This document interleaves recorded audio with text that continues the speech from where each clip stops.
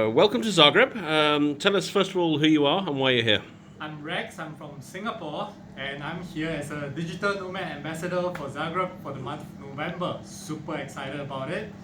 Trying to see what the scene is in Zagreb because obviously Croatia has been like the hype this for the last recent few years. Hearing about digital nomad visa, hearing about the scene. I personally think haven't been here, but I've just been here for like 2 days. I really think there's potential for it because as the current nomad hubs get a bit more crowded, I think nomads are about to move to new spots, and Okay. I do think Croatia has the potential. Excellent. You talk about the hype about the visa. Tell us about the perception of Croatia on the general global digital nomad scene. What are people saying about Croatia, and how are things different from maybe a year ago? I gotta say, a lot of what I hear about Croatia is really still from the tourism perspective because Yep. I'm obviously a traveler and I like to look at all these hotspots. And I was in the Balkans in 2018 and I was near like Mostar and stuff, which is obviously like Dubrovnik is like the big hype. Yep. And like a whole shitload of tour groups are going there. So that's what I really hear about for Croatia, especially like the coast, just because like we all know that the ocean here, the coastline is like beautiful. Yeah. So that's what I'm hearing. And of course, being in part of the Balkans, and one of the main thing I hear in the nomad scene is that we all know about the Schengen thing, whereby it's like 90 days and for every 180 days and you have to go somewhere.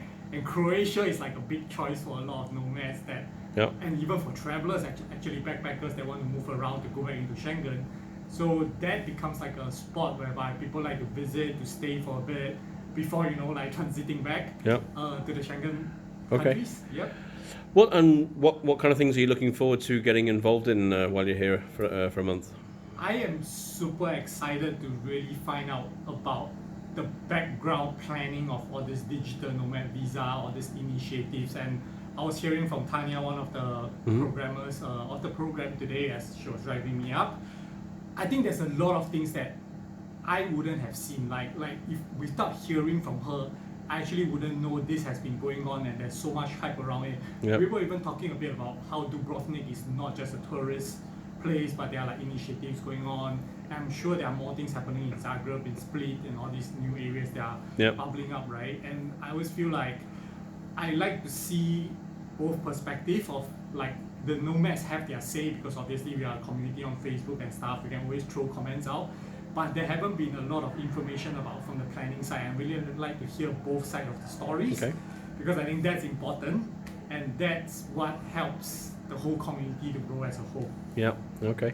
And do you have any particular interests you want to pursue here, like wine or nature or activities or?